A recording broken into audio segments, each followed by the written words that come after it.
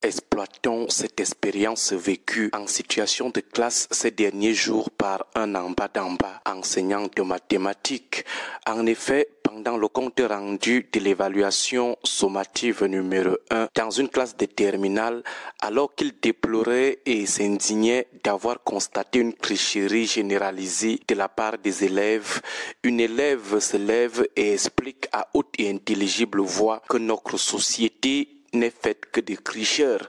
Par conséquent, eux, les élèves, n'ont plus besoin d'étudier puisqu'en classe d'examen, on n'a besoin que d'un téléphone à la veille des examens pour réussir grâce à l'eau qui va couler.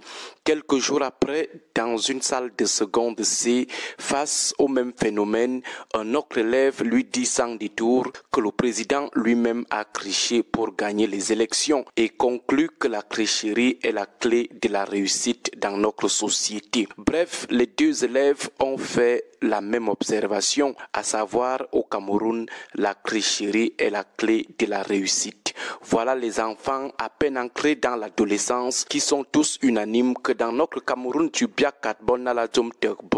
la tricherie est la clé de la réussite. Certains pourraient être ébahis, voire assommés par cette façon de penser de ces enfants. Mais en réalité, comme le disait Tupac Shakur Amaru, si je suis gangster aujourd'hui, la faute à la société américaine. Si je suis mal élevé aujourd'hui, la faute à la société américaine. Si je suis un accro de la drogue aujourd'hui, la faute à la société américaine.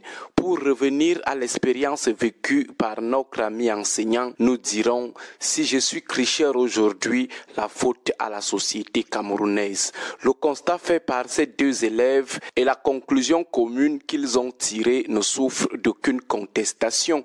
Au Cameroun, la tricherie est effectivement la clé de la réussite, la clé du succès. Nous n'avons plus d'efforts à faire. Si tu veux avoir de bons résultats à l'école, triche. Si tu veux valider tes unités d'enseignement à l'université, triche. Si tu veux réussir à un concours ou passer un recrutement, triche. Si tu veux être nommé ou promu, triche. Si tu veux être élu ou t'accrocher à ton poste, triche. Si tu veux devenir riche ou puissant, triche. La tricherie est la clé du succès. Voilà ce que le Cameroun des 42 ans de pontificat du président Biya a appris et continue d'apprendre à ses enfants. Voilà ce que les enfants, les élèves du primaire et du secondaire retiennent déjà du Cameroun des gens du 6 novembre, la République des tricheurs. Voilà tout ce que les gars de 82 ont décidé de léguer à la postérité. La tricherie qui est aujourd'hui le raccourci le plus sûr. Déjà à la maternelle, les parents les plus nantis imposent que leurs enfants hyper médiocres soient toujours devant lors des prestations, des fêtes organisées par l'établissement. On s'attend donc à quoi? Lorsque les maîtresses font tous les efforts de mettre devant les enfants des parents les plus nantis parce qu'elles veulent séduire ses parents pour plus de petits mains levées, on s'attend à quoi? Ce sont ces enfants médiocres des riches qui doivent remettre les bouquets de fleurs. Pourtant, ils sont très timides et nuls. On laisse de côté les enfants braves pour privilégier les timides juste parce que ces enfants braves sont issus des familles pauvres. C'est quoi l'enseignement qu'on donne à ces gamins? Lors des examens, l'eau coule à flot. Les responsables des établissements privés veulent à tout prix faire du 100%. Ils donnent l'eau à leurs élèves. Comment ne veut-on pas que ces élèves pensent que la tricherie est la clé du succès? Lorsqu'un enfant regarde un ministre raconter les bobards à la télé, les histoires les plus insolites, comment cet élève ne va-t-il pas questionner le background intellectuel de ce ministre et conclure finalement qu'il n'est ministre que grâce à la tricherie?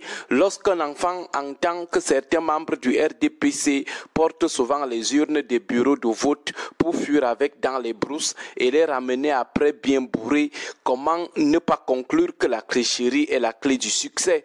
Le constat fait par ces deux enfants est malheureusement vrai.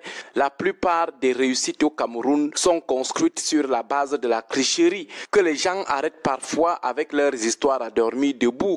Oh, je vendais les arachides, j'ai commencé à vendre les mèches, j'ai commencé avec 2 poulets, 2 chèvres, un mâle et une femelle.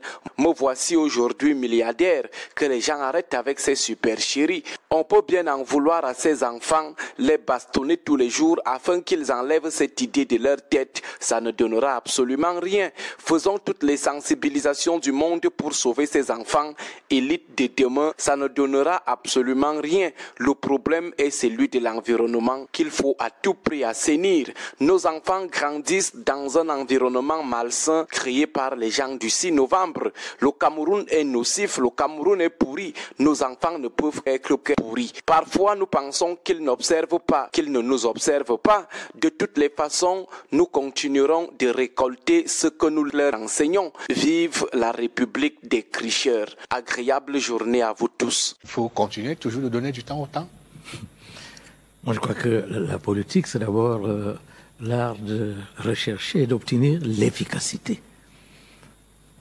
Alors, si vous choisissez la jactance, le verbiage, la précipitation, vous serez piégé.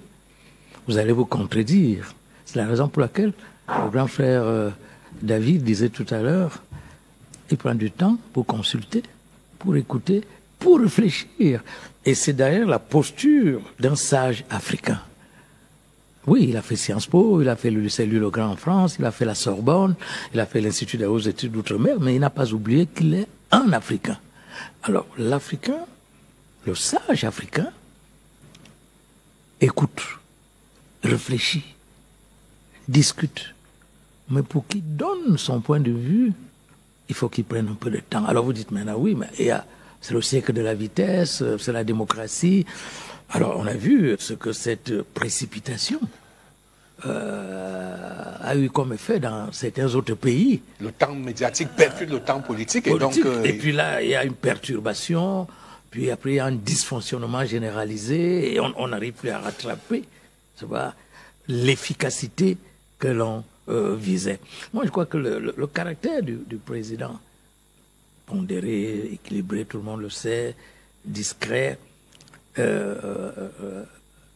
auquel il faut ajouter la formation au pré-séminaire et au petit séminaire, où on privilégie le silence, la réflexion, la méditation et même la contemplation. Tout cela l'aide à trouver une solution juste. Mais on a insisté sur le silence. On a peu insisté sur l'action. Le Cameroun, en 42 ans, a connu une mutation copernicienne dans tous les domaines. On va y revenir. Hein?